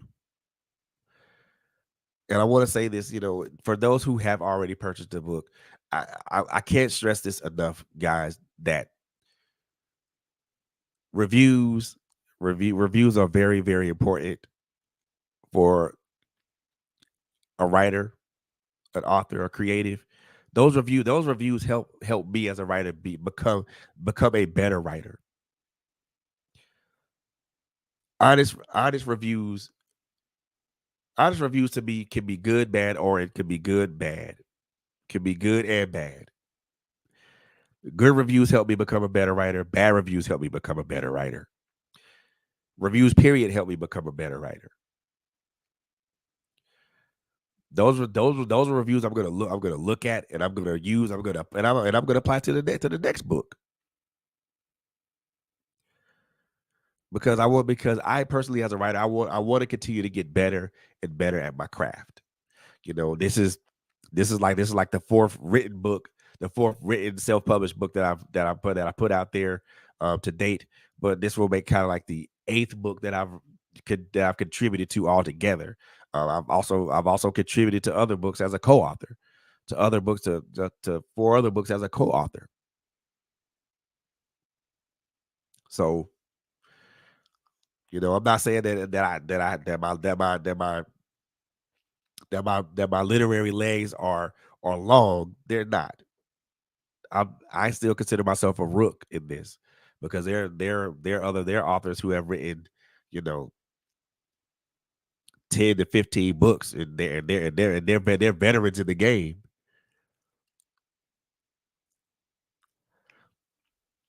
And even though I've got 4 books up under my belt, I don't consider myself a seasoned. I don't consider myself a seasoned veteran. I consider myself someone who has some skin, who has some skin in the game. That's it. That's how I look at myself. I don't consider myself a veteran or anything of that nature. However, I am a military veteran, but I don't consider myself a veteran as far as this writing is concerned. Because again, there are people that I look up to. There are cats that's been doing this that cats have been doing this longer than I have, and I look up to them, and I talk to them, and I ask them, you know, I ask them advice and stuff like that. You know, cats like my dudes like my brother TB Scott. Um, talk to this guy. I talk to this guy a lot because he has a lot of knowledge to give, and we talk. We talk offline about stuff like that. We talk about things outside of books. Outside of books, TB Scott is a guy that I respect highly. I highly respect that man. For him being able to do a lot of write books the way he writes books. Um, RJ Davis is another brother that I have a lot of respect for. Um, I know this guy since our Diamond Cup publication days. We and he's always had a kind word for me, and I've always had a kind word for him, and you know, we've always tried to push each other to be better. Friendly competition, mind you, friendly competition. You know, we both want the championship. We both want the championship belt, but don't mind if the other don't mind if the other wins it because I'm still gonna congratulate him. Willie LeBlanc is somebody that I highly respect, man. Even though I know he laid his pen down for a while, but now I know he's picking it back up and get ready to just get ready to blaze it, to get ready to blaze it. Uh, Monique After Dark, another author that I respect highly, Gerald Anderson, um, She Nail, Lori Lori Simmons, um, Laura not Lori Simmons. I forgot her name, but Miss Laura Simmons. So there's so many people. There's so many authors that I can name off the top of my dome. My brother Trash Tiller, he's got a book. He's an awesome writer. He's an awesome writer and playwright, man. These are people that I highly that I respect highly. Not just because of their pen game, but because of who they represent to me. If there's so many authors that I could go off the top of my dome and say and give them so many shouts out, and things of that nature. But we would now take up the remainder of this podcast. So I want to just say that every author that I've interviewed on this platform, uh, you guys inspire me to be better.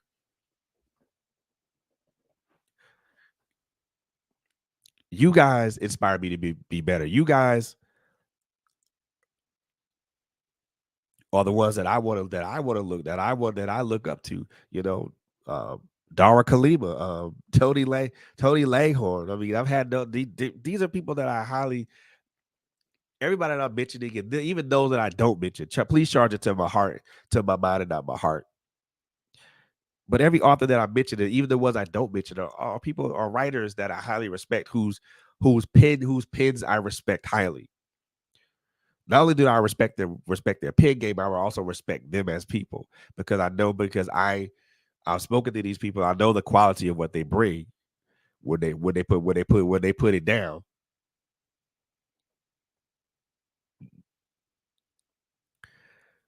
So I want to say that, I want to say that you get to all you guys. I mean, that I thank you for being the for helping me be the inspiration that I know I can, that I be for inspiring me to be better. I want to thank all of you guys.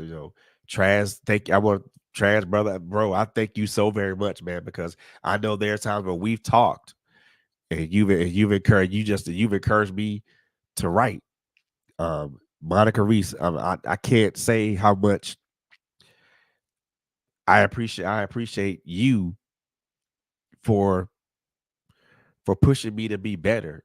I I love you to life, girl, and ain't nothing that's gonna change that. So with that being said, y'all, I think I've talked enough. Um, let me give myself a shameless plug, and then I'm gonna let you guys know where you guys can find this book at, y'all. So first and foremost, before we do that, let me get that link together, man, so you guys can find it. Um, let me get those links together so you guys can find these books, y'all. Because honestly speaking, I think that you guys will honestly, just you guys will love will you guys will like this particular book, man. I think that it will speak to you. Um, it'll speak to you guys in a way that it should. There's going to be a piece in there that you guys will be able to relate to. I promise you that there's something that you guys will be able to relate to. I promise you that there's a piece there that you guys will be able to relate to. I will tell you again. There's a piece that you guys are going to be able to relate to. Excuse me. So I want you guys to be able to be able to do that, to be able to see that. So let me give y'all. I'm going to give y'all a shameless plug of me, who I am. So first and foremost, my name is Frederick Beaty. My pen name is FL Beaty. I go by the pen name of FL Beaty. I am a pu- I am a pub I am a self-published author with 4 books to my name. I am also a I'm also a podcast. I'm also a podcaster, and I am the CEO and owner of this platform, Trailblazers Radio. You guys can find, first of all, if you guys can find me, you guys can find me personally on my Facebook and my Instagram, and my Instagram page. My Facebook page is Frederick Beaty. My Instagram page is at Mr. _Beaty. If you guys want to get in contact with me there, um, if you guys want to get in contact with our podcast platform, you can find us on Facebook at Trailblazers with a Z Radio, and also on our Instagram page at Trailblazers Radio. You can also check us out on our website. Um, www.trailblazersradio.net. I'm going to put that website in here now. So it's www.trailblazersradio.net. That is our website. There's a lot of things going on with that. Our website, man, just check it out. Check out our website. Also, man, look, I am also a excuse me. I am also the I'm also a part of Diamond Star Entertainment, a artist management company that was started by by my brother Tony Wade and my sis Kai Rodriguez. I'm a part of their team. So If you want to check us out, we're on Facebook at D Star Entertainment. We also have a there's a page there's a, we also have there we also have a website called it's www.diamond I think it's diamondstar.entertainment.com. If I'm not mistaken. I'll make sure I get a correction for that. So if you guys are interested in doing that, most definitely come. Most definitely, if you're an artist, you want to check it, you most definitely want to come check us out. We could most definitely sit down and talk with you. So, but I also want to say, look here, how my fourth book, how I see it, the perspective soul, which is this book right here. Now, which is this book right here, y'all. Now, this is a not for resale copy because this is my proof, but because about physical books hadn't come in yet, but if you guys want to get this book, guys, you guys could go get it on Amazon. It's available on Amazon as an ebook and also as a paperback. Um, I'm gonna throw that. Let me put that link out there for you guys right now, so you guys can go get that.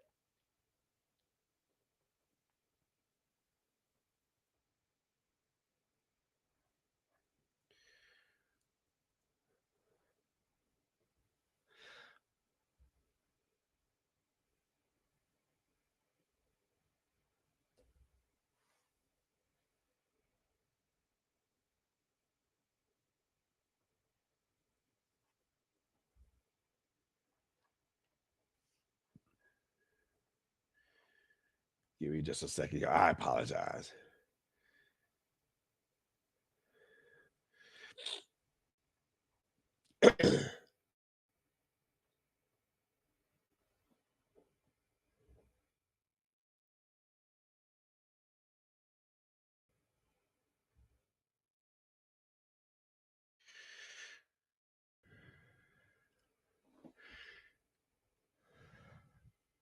That's the Amazon link right there.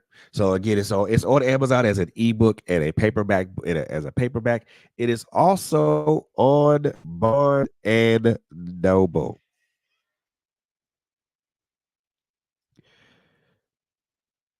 It's also on Barnes and Noble I put it's on Barnes and Noble's website as an ebook. So yes, y'all, yes, y'all, yes, y'all. I am on my book is on in Barnes and Noble. It is in Barnes and Noble as an ebook.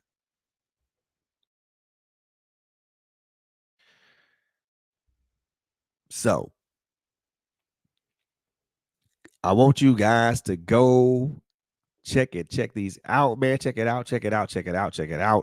Um, I'm gonna make sure I'm gonna put the Amazon and the the what you call link for you guys to see. It's also in the chat. There's the Amazon link for you guys who want to who want to purchase the paperback or the ebook.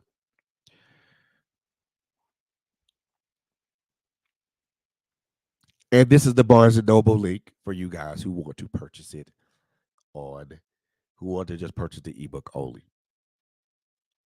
So right now it's on Barnes and Noble's website, Barnes and Noble's online store as an ebook only. I am working on getting it in Barnes and Noble as a paperback. However, I'm just coming across a slight issue with the cover, so I'm trying to iron that out now. Uh, but as soon as it becomes available on Barnes and Noble as a paperback, you guys will be notified, and I'll make sure that you guys are notified. So, with that being said, like I said, please, like I said, I want you guys to go check out to grab this book. Um, Honest feedback is something that I'm looking for. Um, Tell me what you liked about it. Tell me what you didn't like about it. What piece you liked and what piece you didn't like. Um, and at the end, and I appreciate it. I appreciate the love. I appreciate the support. I appreciate um, everybody being here at this time to celebrate to celebrate the release of this book. Um, I am very proud of myself uh, for this particular accomplishment. Four books. Four books may not be a large accomplishment for some people, but for me, it is a big accomplishment because I never thought to be um, in the writing game like that. I never considered myself to be in the writing game like that. I never thought that I was going to be in a writing game like that. And yeah, I just never thought about that. Well, I just want that. I appreciate y'all and I thank y'all. And I really do thank you guys for just, first of all, being here with me tonight, um, celebrating this, supporting this, and just being here. Um, as I stated earlier, man, please like, share, comment, follow us on our many social media platforms on Facebook, on Instagram, on LinkedIn. Um, check out our YouTube channel, man.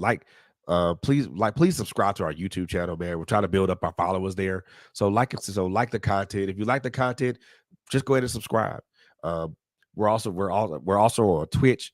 Um, every time I go live here, I go live on Twitch. So people, if you're on Twitch, you can please follow us. Please follow us there, um, and subscribe to us on Twitch. Um, also follow all the hosts, all of our hosts. You follow each of our hosts on their various social media platforms. Coco Fitton on her Facebook and on all her social media platforms. Quit Jones on all her social media platforms. Latanya Harris Gooden, also known as LHG, on her social media platforms. Myself on all my social media platforms, and my sister Barbara Melvin on all her social media platforms. Make sure you like and make sure you follow us there on all our social media platforms, and make sure you keep your ears and your ears to the ground and your eyes looking towards us, because we got some great content coming to you guys very, very soon. I have some ideas about a few shows that I want to put together, and I'm going to be making some Facebook posts really, really soon, because there's a particular show that I want to call all the men to. Well, not all the men, but I want to call some men too, because brothers, we need to have a conversation, and we really need to have a conversation, and we really need to have that conversation as soon as possible, because there's some things we need to talk about. Sisters, I ain't forgot about y'all either. We gonna have a conversation too, because there's some things we need to talk about as well. So with that being said, I want to thank you guys so very much for tuning in, taking the time out of your Saturday evening to tune in, kick back and vibe out with us here on Trailblazers Radio, man. I want you guys to know that I love you guys to life, and there's not a damn thing you can do about that. Um, Three things that I always say when I end the show, man. Number one, take care of each other. Number two, love on each other. Last but most definitely not least, life is a very, very crazy, crazy, crazy. Life is very crazy out there. Very crazy out there. So above all, I want you guys to please, please, please, please, please take care of each other. God bless you. God bless you. God bless you. God bless you. God bless you. And most definitely, we'll see you guys on the next one. Peace.